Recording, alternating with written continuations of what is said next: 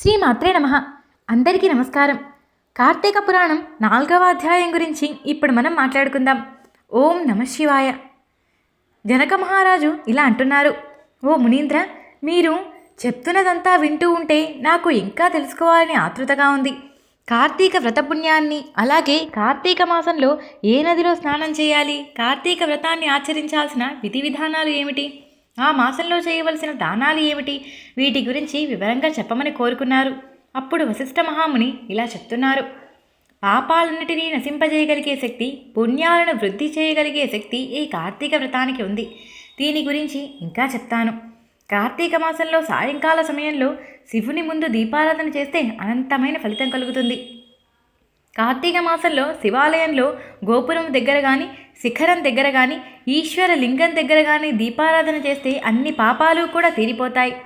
ఎవరైతే కార్తీక మాసంలో శివాలయమునందు ఆవు నెయ్యితో కానీ, నేతితో కానీ, నువ్వుల నూనెతో కానీ, విప్ప నూనెతో కానీ, నారింజ నూనెతో కానీ భక్తితో దీపారాధన చేస్తే వాడు ధన్యుడవుతాడు, ధర్మాత్ముడవుతాడు. ఇతర నూనెలు వేరే వాటితో పెట్టినా సరే అతనికి పుణ్యం వస్తుంది. ఆమదంతో దీపారాధన చేసినా అతను పుణ్యాత్ముడవుతాడు. కార్తీక మాసంలో శివాలయంలో ఇతరులకి చూపించుకోవటానికి కానీ, భక్తి లేకపోవడంతో కానీ, కోరికతో అయినా సరే శివుని ముందు దీపారాధన చేస్తే అతను శివప్రియుడవుతాడు. ఇందులో ఎటువంటి సందేహమూ లేదు.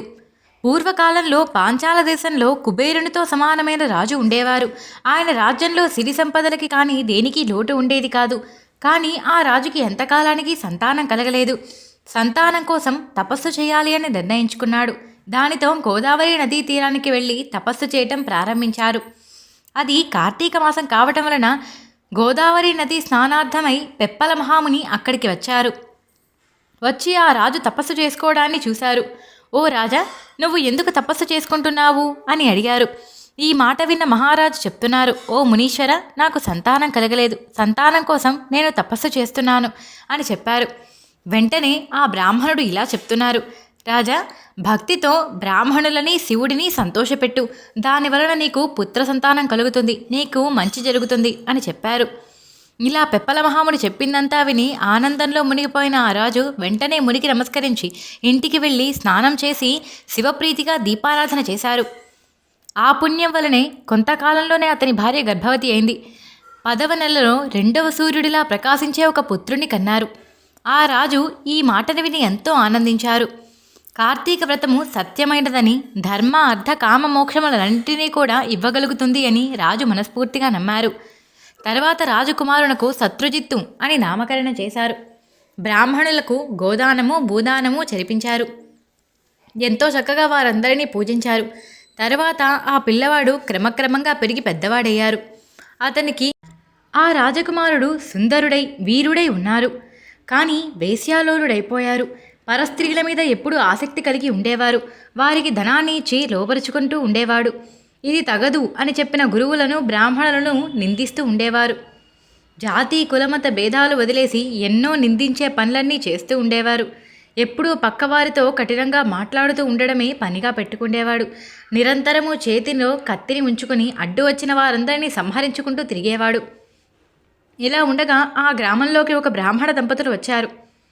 బ్రాహ్మణుడి భార్య చాలా అందముగా ఉంటుంది, చాలా సౌందర్యవతి. ఆమెను చూసిన రాజకుమారుడు ఆమె అందానికి మోహించాడు. ఆ బ్రాహ్మణుడి భార్య కూడా రాజకుమారుణ్ణి చూసి మోహించింది. ఇలా ఉండగా ఒకరోజు బ్రాహ్మణుడు నిద్రపోతూ ఉన్నారు. అర్ధరాత్రి సమయంలో భర్తని వదిలి రాజకుమారుడి దగ్గరకు వెళ్ళింది. అతనితో రాత్రి అంతా ఉన్న తర్వాత ఉదయానికి పూర్వమే తిరిగి ఇంటికి వచ్చింది. ఈ ప్రకారంగా ఎన్నో రోజులు గడిచింది. ఈ సంగతిని ఆ బ్రాహ్మణుడు తెలుసుకున్నారు. ఇటువంటి పని చేస్తున్న వారిద్దరి మీద ఆయనకు అంతుపట్టనంత కోపం వచ్చింది. వీరిద్దరికీ ఇక బతికే అర్హత లేదు, వీరిని నేను చంపివేస్తాను అని నిర్ణయించుకున్నాడు. దానితో అవకాశం కోసం ఎదురు చూస్తూ ఉన్నాడు. ఇలా కొంతకాలం గడిచిన తర్వాత ఒకప్పుడు వారిద్దరూ కూడా ఒక పాడుబడ్డ శివాలయానికి చేరుకున్నారు. ఆ రోజు కార్తీక పౌర్ణమి, సోమవారం. ఆ అమ్మాయి తన చీరను అంచుని చించి దానితో వత్తును తయారు చేసింది. రాజకుమారుడు దానికి ఆమదాన్ని తెచ్చి ఆ ఒత్తిని ఆ దీపంలో వేసి వెలిగించారు. అక్కడే వారిద్దరూ చాలాసేపు ఉన్నారు. ఆ తర్వాత బ్రాహ్మణుడు కత్తిని తీసుకొని మారువేషంలో వచ్చి ఆ పాడుపడ్డ శివాలయంలోనే దూదితో తలుపులు గట్టిగా బిగించి వేసేసి వారిద్దరినీ కూడా అక్కడికక్కడే చంపేశారు. ఇంతలో ఆ రాజకుమారుడు కొంచెం తేరుకొని అదే కత్తితో బ్రాహ్మణుణ్ణి కూడా నరికేశారు. ఇలా ఒకళ్లతో ఒకళ్ళు అందరినీ చంపేసుకున్నారు. ముగ్గురు ఒకే కాలంలో మరణించారు. ఇంతలో యమదూతలు అక్కడికి వచ్చారు.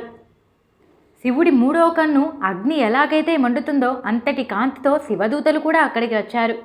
ఆ తర్వాత శివదూతలు రాజకుమారుణ్ణి, ఆ బ్రాహ్మణ స్త్రీని, యమదూతలు ఆ బ్రాహ్మణుణ్ణి కట్టి తీసుకుపోవటానికి ప్రయత్నిస్తున్నారు. ఇదంతా చూసిన రాజకుమారుడు కైలాసానికి, తమ యమలోకానికి వెళ్ళటాన్ని చూసిన బ్రాహ్మణుడు, ఓ శివదూతలారా, నా భార్య ఒక మోసగత్త, ఈ రాజకుమారుడు కూడా ఒక పెద్ద మోసగాడు. నేను బ్రాహ్మణుణ్ణి, సదాచారవంతుడను. నాకిలాంటి గతి ఎందుకు కలిగింది? దయచేసి చెప్పమన్నారు. దానికి శివదూతలు సమాధానమిస్తున్నారు. ఓ బ్రాహ్మణోత్తమ, నువ్వు అన్నమాట నిజమే. నువ్వు సదాచారాలు చాలా చేశావు. నీ భార్య పాపాత్మురాలు అయినప్పటికీ ఆమె కార్తీక సోమవారం రోజున శివాలయంలో దీపారాధన చేసింది. ఆమె చీరను చించి వత్తిగా చేసింది. ఈ బ్రాహ్మణుడు దీపారాధన వెలిగించడం కోసం ఆమదాన్ని తెచ్చి పాత్రలో పోశారు. అందువలననే వారి పాపాలన్నీ కూడా ఇక్కడితో పూర్తిగా క్షీణించుకుపోయాయి. కాబట్టి వారికి శివలోకం ప్రాప్తించింది. కామంతో కానీ, మోహంతో కానీ, కోరికతో కానీ, లేకపోతే భక్తి భావనతో అయినా సరే శివాలయంలో దీపారాధన చేయటం అమితమైన ఫలాన్ని ప్రసాదిస్తుంది. అందులోనూ కార్తీక సోమవారం పౌర్ణమి రోజున వీరు దీపారాధన చేయటం వల్ల ఇంతటి ఫలితం కలిగింది. నువ్వు దీపారాధన చేయకపోవటం వల్ల నీకిలాంటి దుష్ప్రాప్తి కలిగింది అని చెప్పారు. ఇదంతా విన్న ఆ బ్రాహ్మణుడు మౌనం వహించారు. ఇది ధర్మ సూక్ష్మమని ఆయనకు అర్థమైంది. శివదూతలు ఈ ప్రకారంగా చెప్పి వారిద్దరిని తీసుకుని వెళ్ళడానికి పయనమవుతున్నారు. ఇంతలో ఆ రాజకుమారుడు తన తప్పుని తెలుసుకున్నవాడై శివదూతలతో ఇలా అడుగుతున్నారు. స్వామి, మేము ముగ్గురం కూడా ఒకటే కాలంలో మరణించాము. నేను చాలా తప్పులు చేశాను. నేను ఈ దీపం పెట్టిన ఫలితం వల్లే నాకు ఈ తప్పులన్నీ తొలగిపోయాయి. దయచేసి ఆ బ్రాహ్మణుడికి కూడా శివలోకాన్ని కలిగేలా చూడండి. నేను పెట్టిన ఈ దీపమహత్యంలోంచి అతనికి కూడా కొంచెం పుణ్యమిచ్చి మా ముగ్గురికి కూడా కైలాస ప్రాప్తిని కలిగించమని వేడుకున్నారు. తన దీపమును పెట్టిన పుణ్యములోంచి కొంత పుణ్యాన్ని ఆ బ్రాహ్మణుడికి ఇచ్చారు. వెంటనే ఆ బ్రాహ్మణుడు దివ్య విమానాన్ని ఎక్కి కైలాసాన్ని చేరుకున్నారు.